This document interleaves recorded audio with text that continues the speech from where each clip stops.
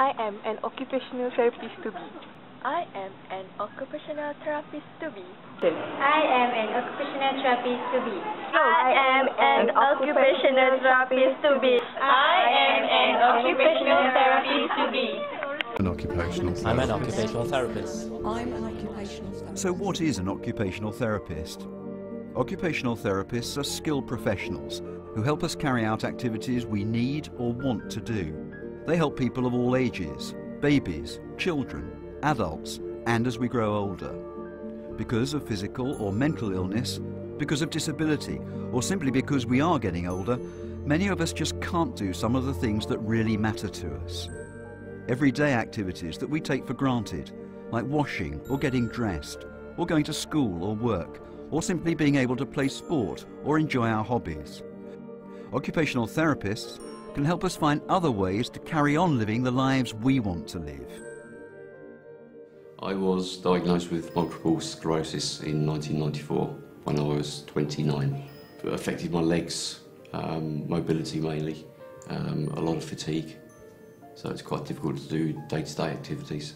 The two biggest impacts is first of all not being able to take my children out for long walks over the park and so on, and also needing to give up work, which was quite a painful process. I couldn't imagine life without the input of occupational therapists.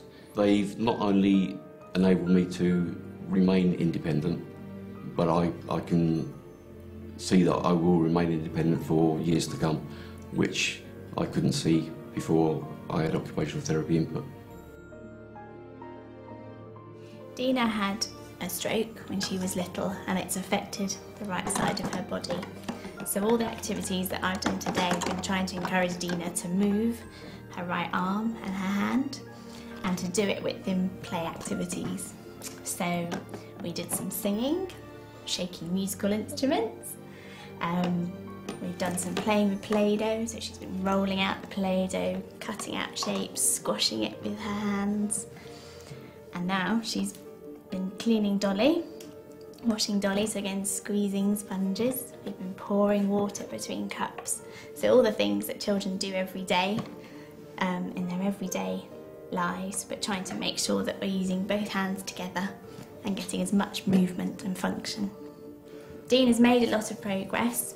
She can now sort of lift her arm from the shoulder, and she's started to get some movement from the elbow as well, so she brings it towards her and takes it away. The hand she finds a bit more difficult to open and close, but she's starting to use it more and just involved in activities, so she's doing really well.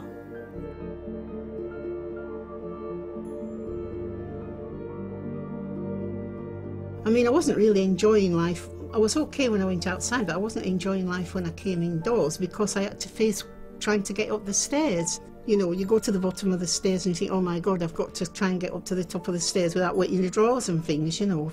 Sorry about the language. And I was holding on to both the handrails. And then sometimes I just had to sit down and do 2 or 3 steps, and then I had to sit down and gasp for breath, and that's how it was. And then I got in touch with the council.